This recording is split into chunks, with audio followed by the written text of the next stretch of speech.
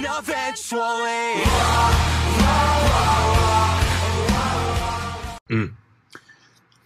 예, 지금부터 2021년 1월 31일 더 기쁨 교회 주일 예배를 시작하도록 하겠습니다.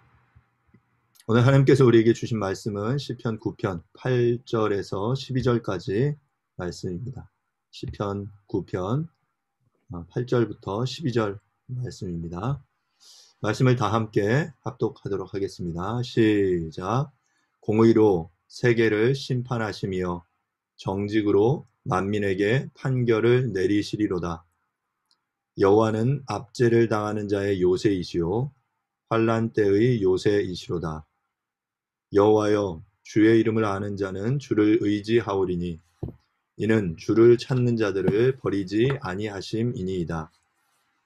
너희는 시온에 계신 여호와를 찬송하며 그의 행사를 백성 중에 선포할지어다. 피 흘림을 신문하시는 이가 그들을 기억하시며 가난한 자의 부르짖음을 잊지 아니하시도다. 아멘. 오늘 함께 나눌 말씀의 제목은 사랑과 정의의 세상 경영이라는 제목입니다. 저희가 계속해서 말씀을 풍성한 삶의 기초라는 주제의 말씀을 나누고 있습니다. 이 그림을 여러분들이 잘 보시기를 바라는데요. 네 가지의 관계로 연결되어 있죠.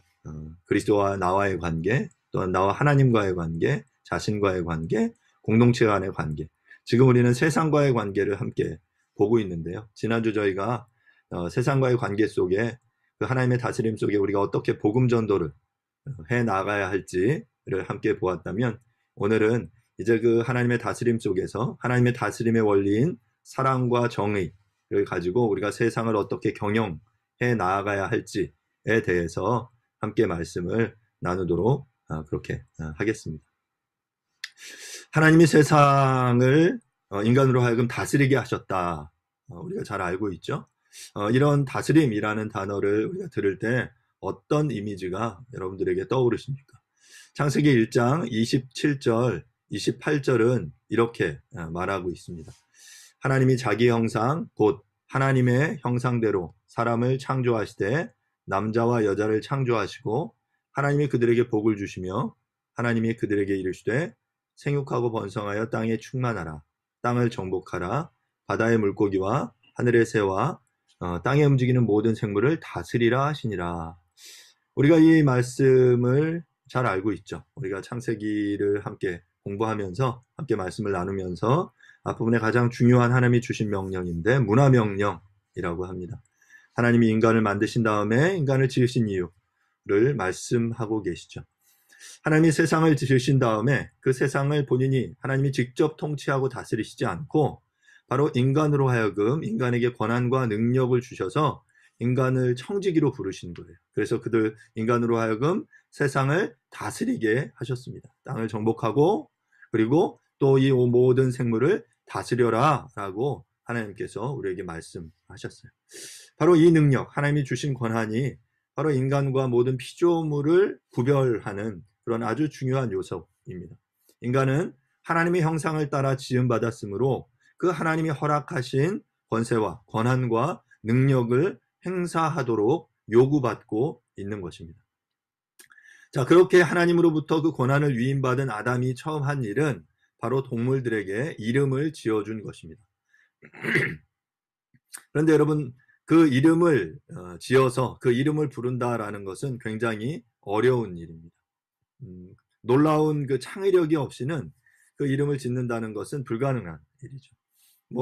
여러분들도 자녀를 낳고 자식들의 이름을 지을 때 쉽게 짓지 않으셨을 거예요. 굉장히 고민하면서 누군가의 도움을 얻기도 하셨을 거고 오랫동안 고민하면서 그 이름을 하나하나 불렀을 텐데, 지금 자신 앞에 걸어오는 수많은 동물들을 바라보면서 그 동물들의 특성에 맞게 그 동물들의 이름을 불러주는 것이죠. 하나님이 인간에게 주신 그 놀라운 능력의 결과물이다라고 말할 수 있어요. 그런데 이 놀라운 인간의 능력은 하나의 조건이 있는데, 하나님께 순종하고 그분과 인격적으로 만나고 있을 때 누리는 것입니다. 그런데 문제는 선악과로 인해서 인간이 타락하게 됩니다. 하나님의 다스림에 훼손을 입게 된 것이죠. 선악과는 신의 성품에 참여한 인간들에게 동산의 모든 것이 바로 하나님께 속한 것이고 하나님께서 이것을 아담에게 맡기셨다, 인간에게 맡기셨다는 것을 상징적으로 보여주는 하나의 심볼입니다. 그런데 우리는 잘 아는 대로 인간은 실패하고 맙니다. 선악과를 따먹고 하나님께 불순종함으로 인간은 실패하게 되죠. 이제 우리는 그 실패로 인해 왜곡된 관계를 회복하고 하나님의 다스림을 실현하는 삶을 살아내야 하는 것입니다. 그 하나님의 그 다스림의 원리가 바로 무엇이냐면 바로 사랑과 정의입니다. 하나님의 다스림의 원리는 사랑과 정의인데요. 자, 우리가 오늘 함께 읽은 문화명령, 이 본문 속에서 땅을 정복하라, 땅을 다스려라. 굉장히 불편하죠. 정복이라는 단어는 전쟁을 떠오르게 하고 다스림이라는 단어는 뭔가 그 억압과 통제를 떠올리게 합니다. 왜냐하면 우리의 역사 속에서 일제 강점의 역사라든지 군부 독재의 그 경험 속에서 그 정복, 다스림 이런 경험들을 했기 때문에 인권 탄압을 연상시키게 되죠. 하지만 성경에서 말하는 다스림은 그런 의미가 아닙니다. 시편 89편 14절 말씀을 개역개정과 새번역으로 한번 읽어보겠습니다. 89편 14절인데요. 의와 공의가 주의 보좌의 기초라. 인자함과 진실함이 주 앞에 있나이다. 새번역은 이렇게 말합니다. 정의와 공정이 주님의 보좌를 받들고 사랑과 신실이 주님을 시중들며 앞장서 갑니다. 이 본문은 이 새번역으로 읽을 때 훨씬 더 이렇게 느낌이 다가오는 것 같습니다. 하나님의 다스림을 묘사하고 있는데 의와 공의가 주님의 보좌의 기초다라고 말하고요. 사랑과 진실, 인자와 신실함은 그 보좌 앞에서 시중들며 앞장서 나가고 있는 것으로 묘사하고 있습니다.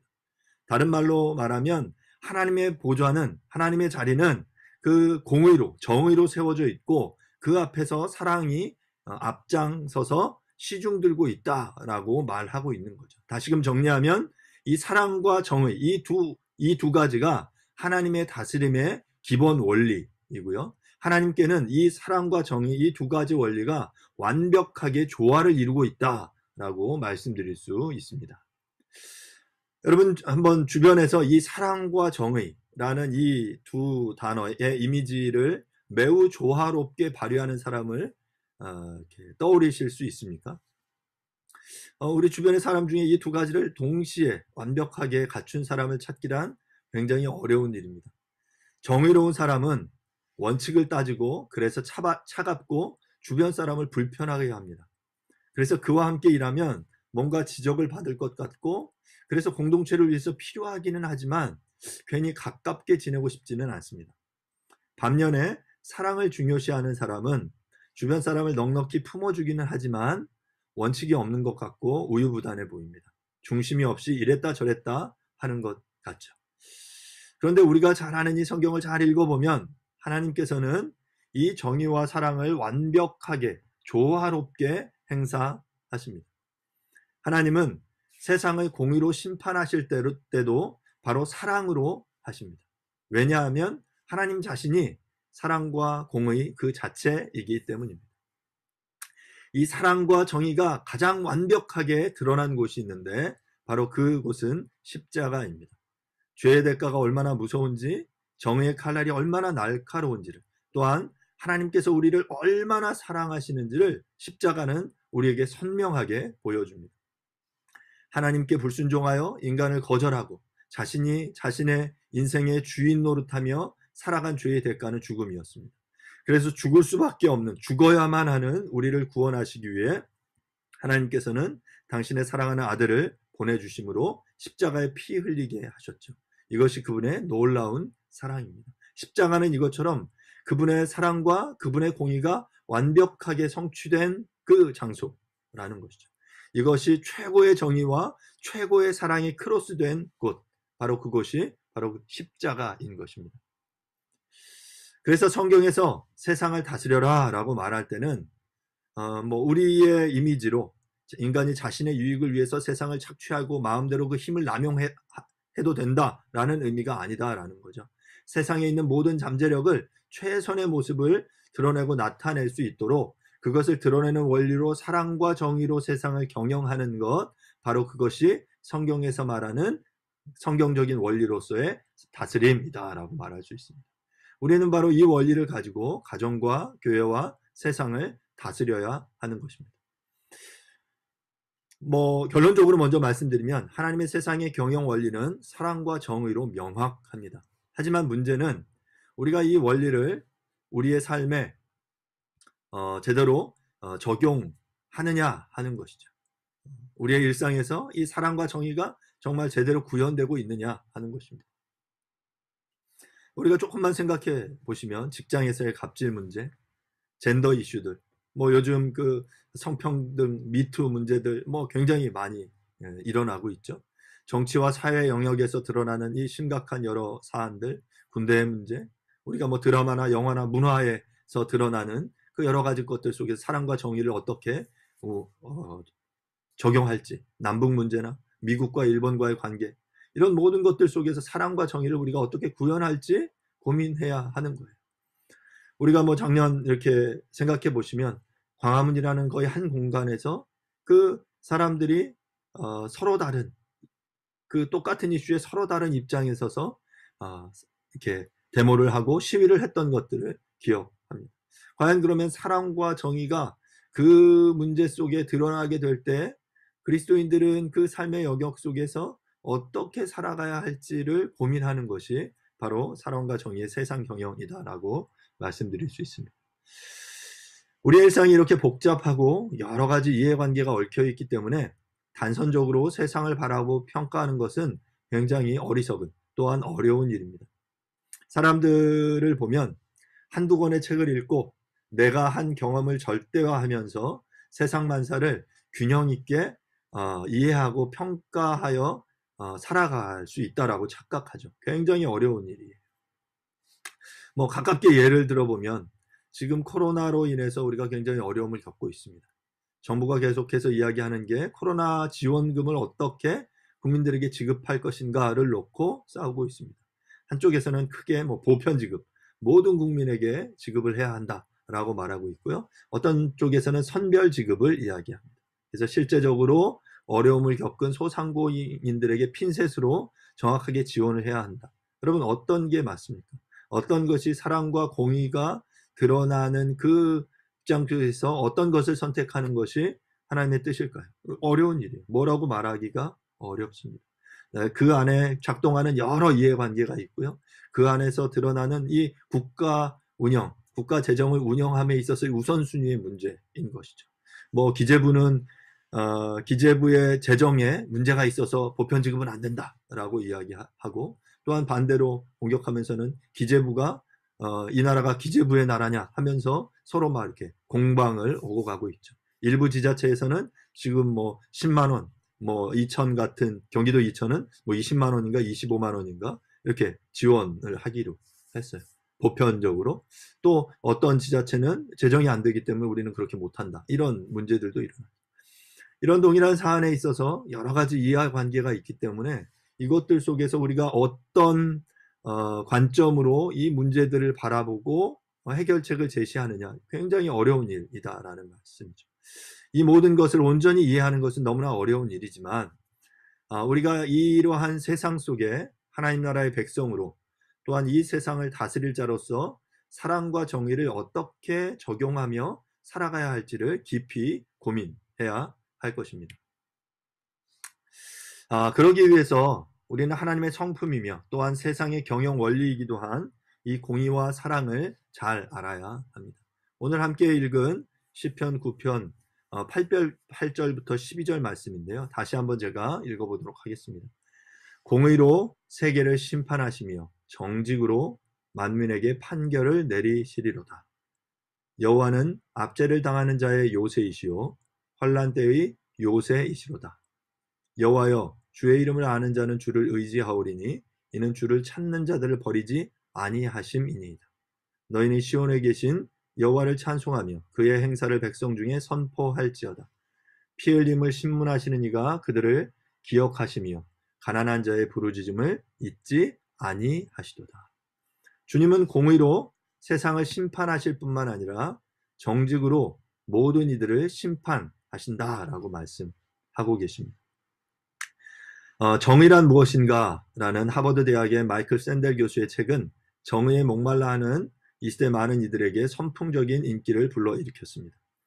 저자는 정의를 바라보는 세 가지 기준으로 행복과 자유와 미덕을 설정했고요.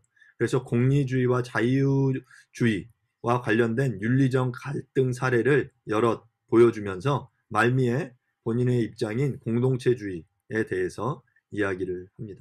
이런 철학자의 주장은 논외로 하고 성경이 주장하는 정의가 무엇인지 오늘 본문 속에서 조금 더 생각을 해보도록 하겠습니다. 본문 9절은 이렇게 말하죠. 여호와는 압제당하는 자, 다른 말로 하면 억울한 자들의 피할 바위가 되신다. 피할 요새가 되신다. 라고 말씀해요.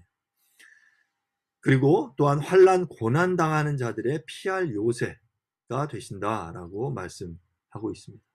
그러니까 이들은 정의가 살아있었다면 억울함을 당하거나 고난을 당하지 않았었을 텐데, 그래서 억울함을 당하고 고난을 겪고 있는 이들의 피할 요새, 피할 산성이 되신다라고 말씀하고 계신 거예요. 그리고 12절에서는 억울하게 죽어간 이들을 기억하시고 또한 가난한 자들의 부르짖음을 외면하지 않으신다라고 말씀하고 계세요. 이게 바로 그 주님이 하나님의 그 공의, 정의의 개념인 것이죠. 하나님께서는 이 땅에 억울해하는 사람들, 고난받는 사람들을 주목하고 이들을 돕기 원하신다라고 말씀하고 계십니다.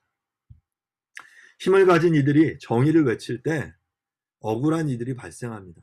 왜냐하면 사람들은 자신이 가진 그 힘을 무엇이든 간에 그 자신에게 유리하게 사용하기 때문입니다.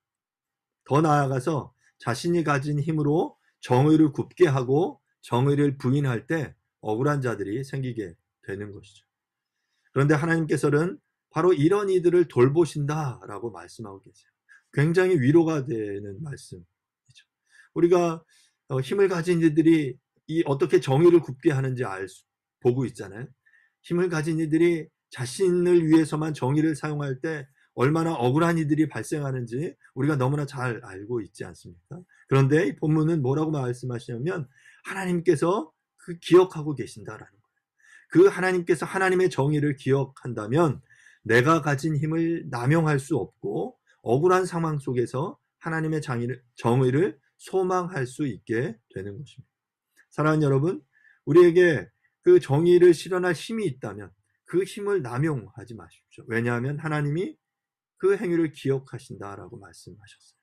또는 여러분 그 억울한 상황을 겪고 계십니까? 여러분 하나님의 정의를 기억하십시오. 하나님께서 우리를 바라보고 계시고 우리의 피할 요새가 산성이 되어주신다라고 말씀하시는 것이죠. 뿐만 아니라 하나님이 이렇게 한 사람 한 사람, 억울함 당한 사람, 고난 당한 사람의 요새가 되어주실 뿐만 아니라 그것을 넘어서서 온 세상을 정의로 다스리시겠다라고 말씀하고 계십니다. 아모스 5장 24절은 이렇게 말합니다. 오직 정의를 물같이 공의를 마르지 않는 강같이 흐르게 하라. 예전에는 공법을 물같이 정의를 하수같이 이렇게 표현을 했었어요. 하나님의 다스림이 이 세상에서 온전히 나타나기를 원하시는 하나님은 이 세상에서 정의가 물처럼 흐르고 공의가 마르지 않는 강처럼 이렇게 넘쳐나기를 원하고 계십니다. 정의와 공의의 문제는 우리의 삶에 있어서 매우 중요합니다. 만약에 우리의 직장에서, 회사에서 누가 봐도 옳지 않고 양심에 거리끼는 일을 하는데 다른 사람들이 모두 묵인하고 있다면 여러분 어떻게 해야겠습니까? 내가 정말 하나님의 사람으로, 하나님의 다스림을 받는 사람으로 공의와 사랑의 원리를 따른다면 어떻게 행동해야 할까요?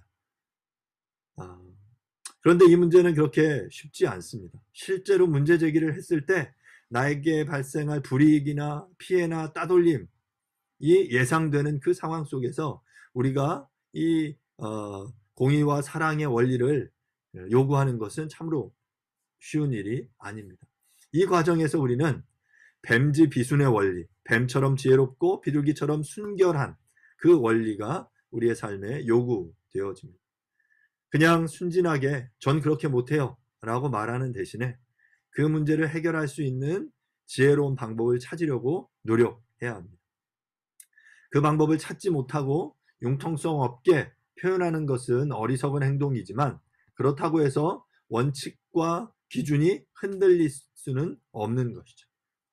문제 제기를 해야 하는 상황 속에서 아무리 지혜롭게 표현한다고 해도 불이익이 발생할 수밖에 없는 그 상황이 된다면 우리는 좁은 길을 선택해야 합니다.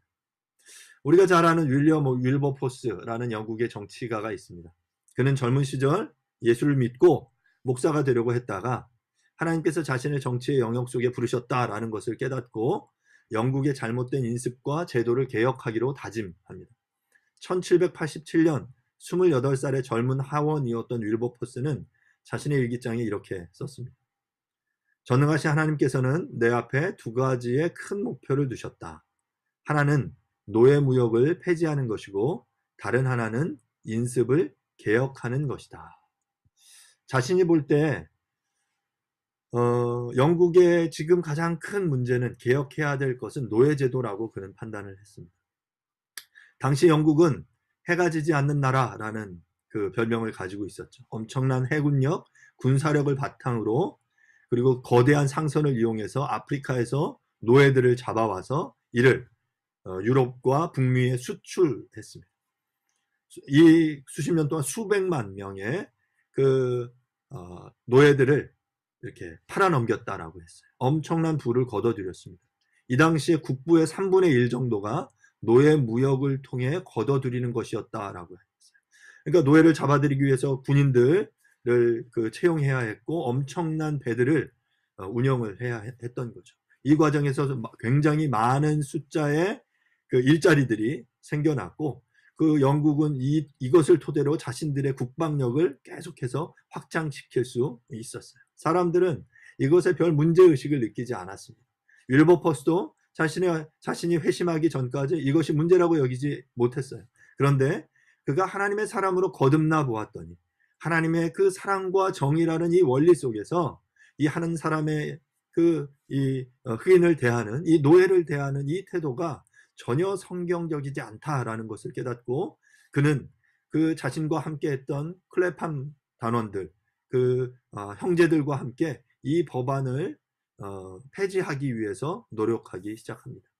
그는 수십 년 동안 150번 이상의 대의회 연설을 했고요. 법안을 수없이 제출했습니다. 그리고 그가 하나님 앞에 서원했던 56년 만인 1833년 그의 죽음을 사흘 앞두고 노예 제도가 폐지되기에 이릅니다. 그래서 우리는 그를 영국의 양심이라고 부르죠. 그를 통해 영국이 나아가서 세계가 노예 제도를 폐지하게 되었습니다. 바로 한 사람이 하나님의 세상 경영의 원리인 이 사랑과 정의를 그의 삶의 영역에 적용하려고 노력했을 때 바로 이러한 놀라운 변화가 일어나게 된 것입니다. 그러면 이제 우리가 구체적인 삶의 영역 속에 어떻게 사랑과 공의 원리를 적용할 수 있을지 생각을 좀 해보고 싶습니다. 일이나 직업 속에서. 때로는 직업 자체가 문제일 수도 있죠. 대부분의 모든 직업은 다 하나님이 주신 것이에요. 그래서 그 속에서 내가 어떤 자세, 이 사랑과 공의의 원리를 어떻게 적용하느냐가 중요하겠죠. 하지만 일부의 직업 중에는 그리스도인이라면 해서는 안 되는 직업들이 있을 겁니다. 예를 들면 포주들이 여성들을 위한 일자리 창출이라고 말할 수 없죠. 이런 방식의 일들도 있겠고요. 또는 우리가 잘 아는 전문직이라고 말하는 변호사, 검사, 판사, 의사, 교사, 교수들 이것들 굉장히 우리가 선망하는 직업인데 과연 중요한 것은 그들이 그 역할을 수행하는 것 정도가 아니라 그것을 공의와 사랑이라는 이 원리 속에서 적용하고 실천하고 있느냐라는 것입니다.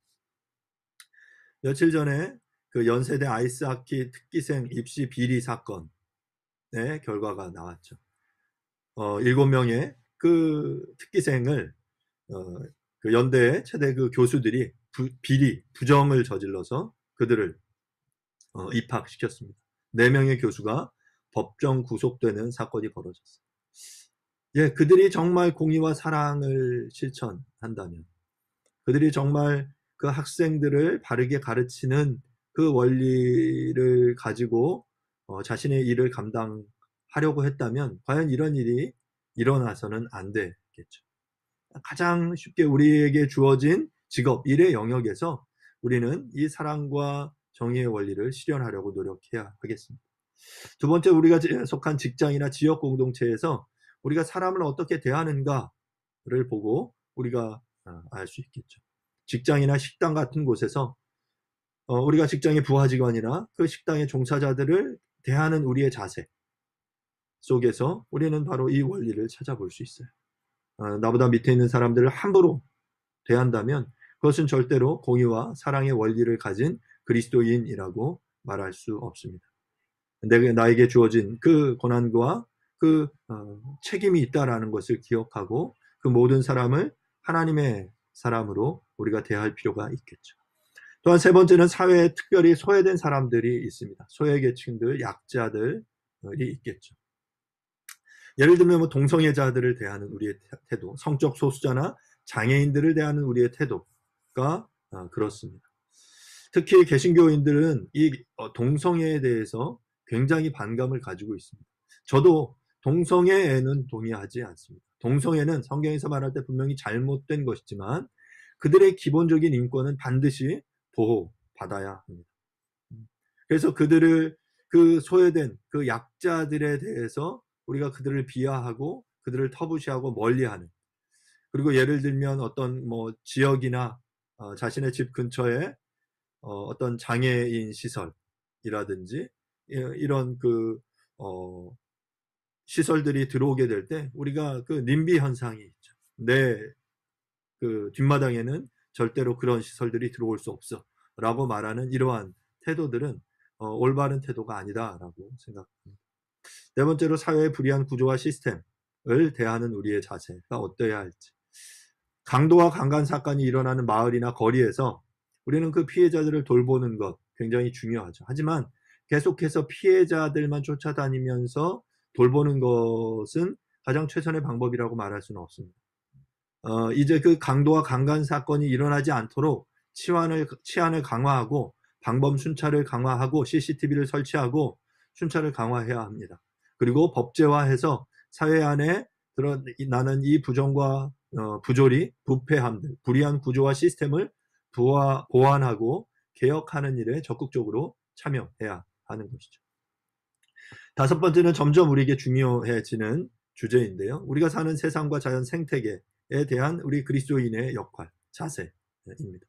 이 생태계가 그 서스테이너블하게 계속 그 지속 가능한 구조를 가질 수 있도록 우리는 노력해야 합니다. 물과 전기를 절약하는 것, 쓰레기를 분리수거하고 자원을 재활용하는 것, 지구온난화 문제에 대해서 우리가 경각심을 가지고 이것이 지금 이 세대 안에 올 문제로 알고 이 환경 재앙이 바로 인간의 이기적인 탐욕으로 인한 것임을 기억하고 우리가 이 창조 세계를 아끼고 돌보는 청지기적인 삶의 방식을 우리가 힘써야 하는 것이죠. 우리의 삶의 자리에서 아주 작은 부분부터 우리가 이것들을 노력해야 돼요. 뭐 분리수거를 조금 더 열심히 잘 하는 것, 그리고 물과 그 에너지를 절약하기 위해서 우리가 조금 더 노력하는 것, 우리 인간의 그 편안함을 위해서 많은 그 자연이 지금 착취당하고 있거든요. 자연이 깨어지고 있거든요. 바로 이런 재앙을 막아서기 위해서 바로 그 안에서 우리가 사랑과 정의의 원리를 가지고 살아가야 할 것입니다. 또한 우리의 통일의 문제나 전 세계의 불의와 불공정의 문제에 대해서도 우리는 관심을 가질 필요가 있습니다. 남북 통일을 위해서 우리가 준비하고 통일 이후의 삶을 준비하고 우리 주변에 이미 가까이 와 있는 세터민들을 대한 그 관심들을 가지는 것, 또한 우리 주변에 가까이 와 있는 그 이주민 외국인들, 그들을 우리가 어떻게 섬길지, 전 세계 인종 갈등과 소수자에 대한 폭력이나 또한 그 수탈, 그리고 우리의 삶 속에서 잘못된 방식으로 생산되어진 것들을 거부하고 정말 정상적인 그 페이를 지불하는 그런 공정무역, 뭐 이런 형태의 많은 부분들 속에서 우리는 사랑과 정의의 원리를 실현하려고 노력해야 하는 것입니다. 이러한 구체적인 삶의 노력을 통해서 믿지 않는 사람들은 그리스도인들을 보고 이들이 하나님의 다스림을 받는 사람들이구나 라고 생각하게 될 것입니다. 이제 노동에 대한 우리의 관점을 조금 생각해 보면 좋겠는데요. 하나님께서는 일하는 인간을 만드셨어요. 근데 바로 그 하나님이 일하시는 하나님이시다라는 거죠. 하나님께서는 이 세상을 만드실 때 일하셨고, 또한 세상을 회복하기 위해서 지금도 일하고 계시며, 또한 그 일에 또 우리가 동참하도록 말씀하셨어요. 요한복음 5장 17절에 보면 예수께서 그들에게 이르시되 내 아버지께서 이제까지 일하시니 나도 일한다 라고 말씀하고 계세요. 이 말은 안식일에 왜 예수님께서 안식일에 사람을 고치시느냐 라는 질문에 대해서 이렇게 대답하시는 거예요. 하나님은 지금도 일하고 계십니다. 기독교만큼 노동의 의미를 부여하는 종교와 사상은 없습니다. 대부분의 고대 사상에서 노동은 천민들에게 요구되어졌고, 지식인이나 귀족들은 노동을 하지 않았습니다. 그러나 기독교는 노동이 신성하다라고 이야기를 하고 있죠. 우리 모든 영역에서 우리가 하는 모든 일들이 귀하다라고 말하고 있어요. 나의 일을 통해서 하나님의 부르심을 찾아가기 위해 우리는 지금까지 계속 다루고 있는 이 풍성한 삶의 기초를 충실히 다져나가야 합니다. 하나님과의 관계, 그리고 자신과의 관계, 공동체 간의 관계, 그리스도와의 관계, 그리고 이 원리들이 이 세상의 다스림, 세상 속에서 하나님의 다스림을 받으면서 어떻게 드러나야 할지를 애쓰며 살아가는 것, 바로 그것이 우리의 이 다스림을 이 삶에 적용하는 원리다라는 것이죠. 하나님의 본래의 의도는 노동을 통해 인간이 이 땅을 피조세계를 다스리게 하시는 것, 그래서 하나님과 함께 세상을 경영하게 하는 것이었습니다. 그런데 타락 이후에 세상이 달라졌습니다. 창세기 3장은 바로 이 타락의 이야기를 다루고 있죠.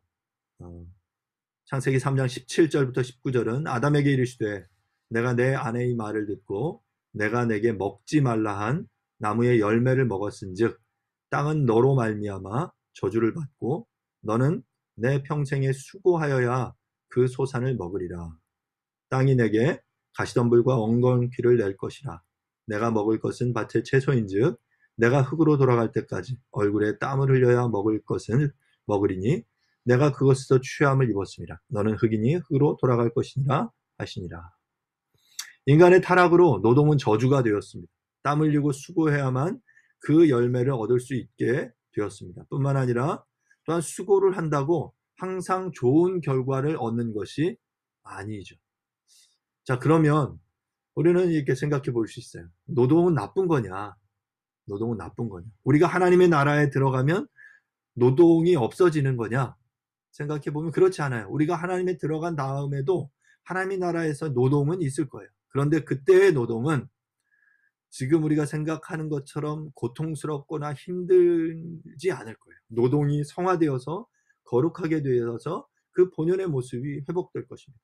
여러분, 우리도 그런 경험들 하잖아요. 열심히 일할 때, 무언가 나에게 주어진 일들 열심히 할 때, 그때가 가장 행복한 그 경험을 여러분 하실 때가 있잖아요. 바로 그런 노동이 하늘나라에서는, 하나님의 나라에서는 회복되게 될 것입니다. 빌립보서 2장 13절은 너희 안에서 행하시는 이는 하나님이시니 자기의 기쁘신 뜻을 위하여 너희에게 소원을 두고 행하게 하시나니 라고 말합니다. 본문은 하나님이 우리의 노동에 뜻하신 바가 무엇인지, 우리가 어떻게 하나님의 뜻을 분별해야 하는지를 우리에게 말해주고 있습니다. 예수님을 따르려고 노력하다 보면 우리 가운데 그 하나님을 향한 소원을 발견하게 된다라는 것이죠. 하나님께서 우리 각자의 마음에 다양한 소원을 두신다는 것은 바로 이 깨진 세상 속에서, 하나님의 다스림을 거부하는 이 세상 속에서 하나님의 다스림을 나타내기 위해 우리 각자가 할 수 있는 일을 발견할 수 있게 해주신다라는 것입니다. 여러분 아마 이 이야기를 알고 계실 텐데요. 벽돌공의 이야기입니다. 3명의 벽돌공이 지금 일을 하고 있습니다. 지나가던 사람이 묻죠. 지금 당신 무슨 일을 하고 있습니까? 라고 물었어요. 첫 번째 사람은 보면 몰라요. 벽돌 쌓잖아요 하면서 퉁명스럽게 대답합니다. 이 사람에게는 매우 힘든 노동이었어요. 두 번째 사람에게 물었어요. 뭐 하고 계시죠? 돈을 벌고 있습니다. 오늘 이 일을 해서 번 돈을 가지고 집에 돌아가면서 양손에 먹을 것을, 가정에 필요한 것들을 사서 돌아갈 것들을 생각하면서 일을 하고 있는 두 번째 사람. 세 번째 사람에게 물었습니다. 당신은 지금 뭐 합니까? 저는 지금 아름다운 성당을 짓고 있습니다. 라고 대답했습니다. 이 사람에게 있어서 이 노동은 바로 이 어떤 삶의 목적, 원리, 의미를 찾게 해주는 수단이었습니다. 그는 지금 하나님의 아름다운 성당을 짓고 있다라고 말하는 거죠. 우리의 일상이 하나님의 나라와 연결되어 있다면 그것은 예배가 될 수 있습니다. 하나님의 다스림을 생각하며 그 원리인 정의와 사랑 속에서 일을 한다면 그것은 예배가 될 수 있습니다. 앞서 본 것처럼 벽돌을 쌓을 때도, 우리가 집에서 청소기를 돌리고 걸레질을 할 때도, 음악을 연주할 때도, 아이들을 가르치고 커피를 내릴 때도, 물건이나 서비스를 사람들에게 제공할 때도 모든 일에 의미가 있습니다. 모든 일이 그 사랑과 정의 속에 이루어질 때 바로 하나님을 예배하는 행위가 될 수 있다라는 것입니다. 그러면 이렇게 하나님께서 일을 맡기셨는데 다양한 일, 우리가 벽돌을 쌓으면서 가사 노동을 하면서 주어진 여러 직업의 현장 속에서 일을 할 때 우리의 자세가 어떠해야 할까? 골로새 3장 22절 23절은 이렇게 말하죠. 종들아, 모든 일에 육신의 상정들에게 순종하되 사람을 기쁘게 하는 자와 같이 눈가림만 하지 말고 오직 주를 두려워하여 성실한 마음으로 하라. 무슨 일을 하든지 마음을 다하여 주께 하듯 하고 사람에게 하듯 하지 말라. 하나님 맡기신 일을 할 때 우리의 자세는 눈가림으로 볼 때만 열심히 하는 잘하는 그런 모습이 아니라 모든 일을 주께 하듯 해라 라고 이야기하고 있습니다. 다른 말로 이야기하자면 성실과 탁월함으로 해라 라고 말하고 있는 거예요. 우리가 누군가에게 고용되어 일을 할 때 프로의식을 가지고 성실함으로 일해야 됩니다. 그저 열심히만이 아니라 잘해야 됩니다. 세상의 탁월성은 다른 사람과 비교해서 오는 우월성이지만 성경의 탁월성은 하나님이 각자에게 주신 은사와 재능을 온전히 발현하는 것입니다. 절대적인 능력의 차이가 있을 거예요. 각자 가지고 있는 달란트의 양이 달라요. 이 양 자체로 세상은 비교하지만 하나님의 기준은 그렇지 않습니다. 한 달란트 가진 자가 한 달란트 남기는 것이나 5달란트 가진 자가 5달란트 가진 것이나 남긴 것이나 모두 다 하나님의 보시기에는 같은 거예요. 잘하였도다 충성된 종아. 나에게 주어진 역할 속에서 나에게 주어진 은사와 재능을 가장 10분 발현한다면 그것은 바로 우리가 최선을 다해서 주께 하는 우리의 삶의 자세다라는 것이죠. 그러면 우리의 삶의 궁극적인 목적, 이런 성실과 탁월함으로 일을 할 때 어떤 결과가 나타나게 될까? 우리가 두 개의 구절을 좀 한번 보겠습니다. 고린도전서 10장 31절은 그런즉 너희가 먹든지 마시든지 무슨 일을 하든지 다 하나님의 영광을 위하여 하라. 마태복음 5장 16절은 이같이 너희 빛이 사람 앞에 비치게 하여 그들로 너희 착한 행실을 보고 하늘에 계신 너희 아버지께 영광을 돌리게 하라. 무슨 일을 하든지 궁극적인 목적은 하나님의 영광을 드러내는 것입니다.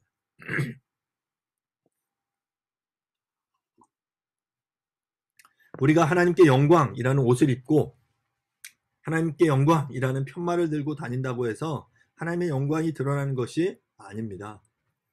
우리의 삶과 착한 행실을 통해서 무슨 일을 하든지 그 가운데 하나님이 살아계시다라는 것, 하나님의 공의와 사랑으로 다스리심을 드러내어 사람들이 그 모습을 보고 참 좋다, 참 매력적이다 라고 느낄 때 하나님의 영광이 드러나는 것입니다.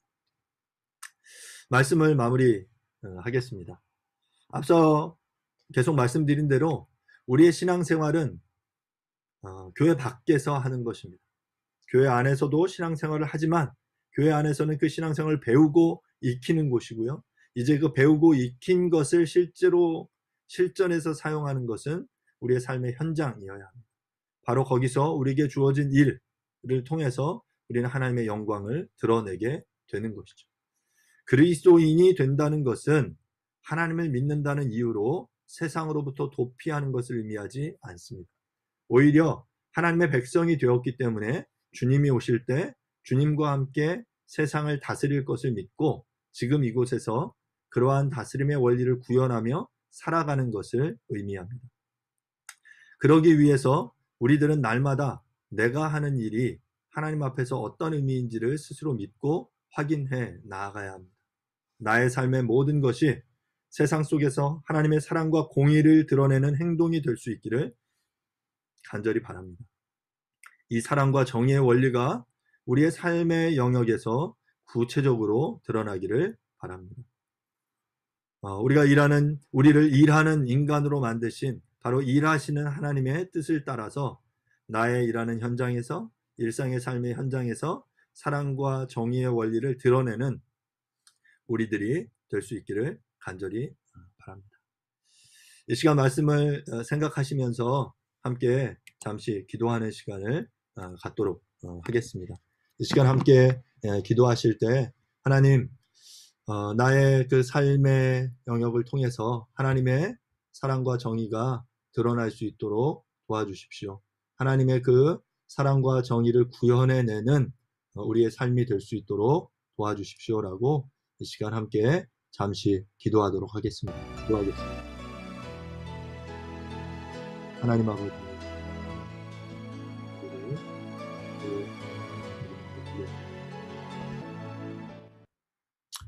하나님 아버지 은혜를 감사드립니다. 우리를 구원해 주시고 우리에게 생명 주신 것 이내 감사합니다. 그 하나님께서 우리에게 이 땅을 다스리라 라고, 하나님이 지으신 모든 피조 세계를 다스려라 라고 우리에게 청지기직을 맡기셨습니다. 하지만 우리가 그 하나님의 다스림을 오해하여 하나님이 우리에게 허락하신 힘과 권한을 오용했을 때 세상이 정말 억울한 사람들이 생기고 고난당하는 이들이 발생하는 것들을 보게 됩니다. 하나님의 이 세상의 경영 원리, 하나님의 다스림의 원리인 사랑과 공의의 원리를 우리가 잘 배워 나아갈 수 있도록 도와주십시오. 그래서 그 원리를 우리의 삶의 모든 영역 속에 우리가 구체적으로 드러내게 도와주시고, 그러한 삶을 살 때 우리를 통해서 온전히 하나님의 영광이 드러나는 그러한 일들을 우리가 볼 수 있도록 도와주시옵소서. 하나님께서 일하시니 나도 일한다 라고 주님께서 말씀하신 것처럼 일하시는 하나님께서 일하는 인간으로 우리를 지으셨는데 우리에게 주어진 삶의 영역 속에 사랑과 정의의 원리를 가지고 일하는 우리 모두가 될 수 있도록 도와주십시오. 그래서 아름다운 열매를 맺게 해주시고, 그래서 이 피조 세계가 정말 그 우리로 인해서 그들의 고통이 해결되어지고 그들의 한숨이 기쁨으로 변화되어질 수 있기를 주님 간절히 원합니다. 모든 것 주님께 감사드립니다. 예수님의 이름으로 기도합니다. 아멘.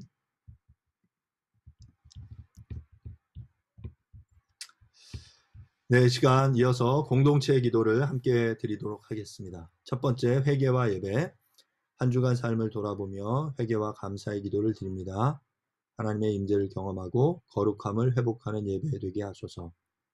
더 기쁨 교회, 예수님의 십자가를 따라 살고 부활을 증언하는 성도와 교회 되게 하소서. 주님을 기뻐하고 주님을 기쁘시게 하는 교회 되게 하소서. 성경을 사랑하고 바르게 배우고 가르치며 행함으로 하나님을 기쁘시게 하는 믿음을 살아내게 하소서. 한국교회가 정치 이념으로 나뉘어지지 않고 복음으로 하나 되게 하소서. 교회가 세상의 소망이 되게 하소서. 나라와 민족, 남북 평화 통일의 길이 열리게 하소서. 노동의 가치가 인정되고 생명이 존중되는 나라 되며 공평과 정의가 회복되는 나라 되게 하소서. 코로나19로 인한 위험이 속히 사라지게 하소서. 세계선교, 복음을 전하기 위해 수고하는 국내외 선교단체들과 선교사들에게 지혜와 능력을 주사 좋은 열매, 바른 열매 맺게 하소서. 아멘. 예, 뉴시티 교리문답입니다. 오늘은 5번 문항입니다. 하나님은 또 무엇을 창조하셨습니까? 하나님은 능력 있는 말씀으로 만물을 창조하셨습니다. 그분이 창조하신 세계는 매우 좋았습니다. 모든 것은 그분의 사랑의 통치 아래 번성하였습니다. 아멘. 예, 시간 다 함께 공동 축도로 예배를 마치도록 하겠습니다. 여호와는 내게 복을 주시고 너를 지키시기를 원하며, 여호와는 그의 얼굴을 내게 비추사 은혜 베푸시기를 원하며, 여호와는 그 얼굴을 내게로 향하여 드사 평강 주시기를 원하노라. 아멘. Happen eventually.